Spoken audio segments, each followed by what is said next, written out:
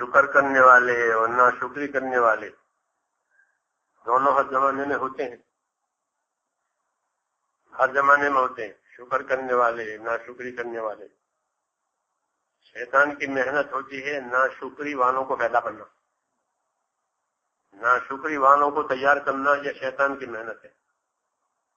भला तजिद तो अक्सर हम शाकिरीन, शैतान ने अल्लाह से कहा मैं ऐसी मेहनत करूंगा कि इनके अक्सरियत तेरे नाशुक्री में आ जाएगी। कुरान करीम पढ़ो। शैतान की मेहनत है नाशुक्री कराना, अपने आप को हकदार बताना, मैं हकदार हूं। ये नाशुक्रा है, इसका कोई हक ही नहीं है। कारून ने कहा मेरा माल है, फिरौन ने कहा मेरा मुल्क है, ये सब गए क्योंकि इनको मुल्क माल मिला और शुक्र अदा नहीं हुआ, हक अदा नहीं हुआ, बल्कि हकदार होकर बैठ गए, तो निकाले गए। तो कुल्लन लखदना बेज़म्बिहिम, ये कहा इन सब की हमने उनके गुनाहों की पादाश में पकड़ की है। किसी को जमीन में धंसाया है, किसी को पानी में डुबाया है, मिनहुम मन अगरकना तो मिनहुम मन खसफना भेजा किए। तो ये दो गिरोह बनते हैं, शैतान की मेहनत से नाशुक्री, नेमतों को इस्तेमाल करना और नेमत देने वाले को भूल जाना, ये होता है शैतान की मेहनतों का असर। नेमतों को तो इस्तेमाल करना, मुझे माल भी चाहिए, मुझे मुल्क भी चाहिए, मुझे सब कुछ चाहिए, फिर क्या आप अदा करोगे? कुछ नहीं, तो हमारा है। हाँ, ये बल्कि इससे आगे अल्लाह से बगावत करना, हाँ अल्लाह से बगावत करना, उसके साथ मुकाबला, ये किस्म तैयार होती है शैतानी मेहनतों से हर जमाने में। और एक किस्म शुक्र गुजारों की तैयार होती है, उसके लिए अल्लाह ताला के रसूल आते हैं, वो अल्लाह की शान सिफात, उसके एहसानात, उसकी जिम्मेदारियां बताते हैं और उसका अंजाम बताते हैं कि आखिर में क्या होगा। इसलिए ये किस्म तैयार होती है, ये थोड़ी होती है। वो कलीलुम मिन इबादी अश-शकूर, अल्लाह की रिपोर्ट है ये कि मेरे बंदों में शुक्रगुजार थोड़े, हाँ हक अदा करने वाले ये थोड़े। तो ये दो किस्म तो अंसार शुक्रगुजार वालों में हुई, क्योंकि जब कुरैश ने आपकी बात नहीं मानी और आपको निकाला, आपके बहुत सारे उन्होंने फैसले किए थे हुजूर के बारे में। आयशा उम्मुल मोमिनीन फरमाती थी रज़ी अल्लाहु अन्हा, जब कुरैश ने ये करताव इख्तियार किया, हालांकि उन पर एहसान ज्यादा था, तो उन्हीं की कौम का आदमी है, उन्हीं की कौम का नबी है, उनकी जबान में कुरान उतर रहा है, सब कुछ, लेकिन कुछ नहीं, कोई कदर नहीं हुई। तो फरमाती थी कि अंसार मदीना को अल्लाह लाया था, हाँ अपने दीन की नुसरत के लिए, ऐसे इत्तेफाक से नहीं गए थे, उनको अल्लाह लाया था। और उन्होंने मीना में हुजूर से मुलाकात उनकी हुई रात को, मीना की रातें चल रही थी हज की, रात को मुलाकात हुई, चांदनी थी रातें, तारुफ हुआ, बात हुई, दावत हुई, वो दावत उनके अंदर उतर गई और वो नुसरत करने के असबाब अपने रसूल के अल्लाह ने पैदा कर दिए। अगर ये नहीं करते हैं तो इन्हें हटाओ, दूसरे लाएंगे जो काम करेंगे, इसे भी डरना चाहिए। हाँ ये शुक्र करना है, कदर करनी है, हक अदा करना है, जिम्मेदारी पूरी करनी है, नहीं तो दूसरों को ले आएंगे।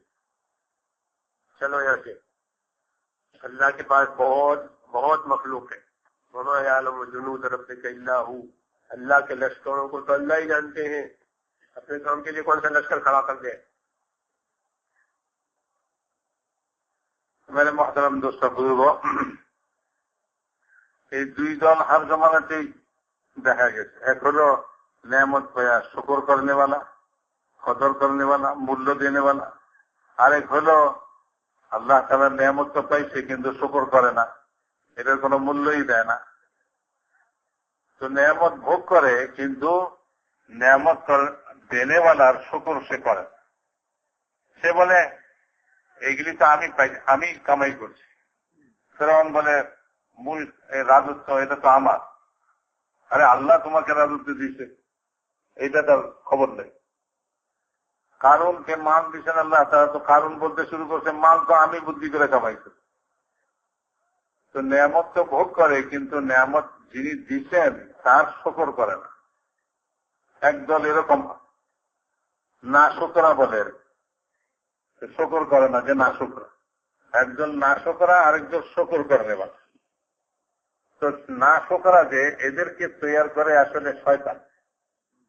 শয়তান এদেরকে তৈরি করে প্রস্তুত করে। শয়তান তার চেষ্টা, তার মেহনত চালায় যাতে না শোকরা তৈরি হয়। কোরআনে পাকের মধ্যে শয়তান যখন আল্লাহ তাআলার সামনে আল্লাহর সঙ্গে সে কথা বলতেছিল, যখন সে আদমকে সিজদা করলো না, আল্লাহ তাকে বললেন যা এখান থেকে। তো সেখানে সে এই কথা বলছিল আল্লাহ তাআলাকে যে আমি এমন মেহনত করবো, ওয়ালা তাজিদু আকতারাহুম শাকিরিন, আপনি বেশিরভাগ আপনার বান্দাদেরকে দেখবেন তারা না শুকরা, তাদেরকে না শুকরির জন্য আমি তৈরি করব। তো শয়তানের এই মেহনত, যে শয়তান মেহনত করে, শয়তানের মেহনতের ফল হলো এই যে মানুষ নেয়ামত তো ভোগ করে, নেয়ামত তো সেটাকে সে ভোগ করে, কিন্তু যিনি নেয়ামত দিয়েছেন তাকে ভুলে দেয় এবং তার শকর করাকে ভুলে দেয়। সে তো না শোকরা তৈরি হয়ে যায়, না কদরি হয়ে যায়, এবং সে ওটার মধ্যে বড়াই করে, অহংকার করে, সে নিজে দাবি করে, বলে এগুলি আমার, এগুলি আমার, এগুলির মালিক আমি, এগুলি আমি নিজের যোগ্যতা বলে হাসিল করছি। তো মেরে মোহতারাম দোষা বুজুর্গ, শয়তানের মেহনতে না শোকরার দল তৈরি হয়। আর বলে যে নবীরা এক মেহনত করেন, আল্লাহ তাআলা নবীদেরকে পাঠান শকর গুজারদের জন্যই পাঠান। যে নবীদের মেহনতের দ্বারা শকর করনেওয়ালা লোক তৈরি হয়। কারণ নবীদের মেহনতের দ্বারা আল্লাহ তাআলার পরিচয় লাভ করে, আল্লাহ পাককে চিনে মানুষ, আল্লাহ পাকের ইহসানাতকে জানে, এবং আল্লাহ তাআলা যে তাকে নেয়ামত দিচ্ছেন এই কথাকে সে বুঝে। তো কাজেই সে আল্লাহ তাআলাকে চিনে, আল্লাহ তাআলার শুকর গুজারি করে, আল্লাহ তাআলার শুকর করে।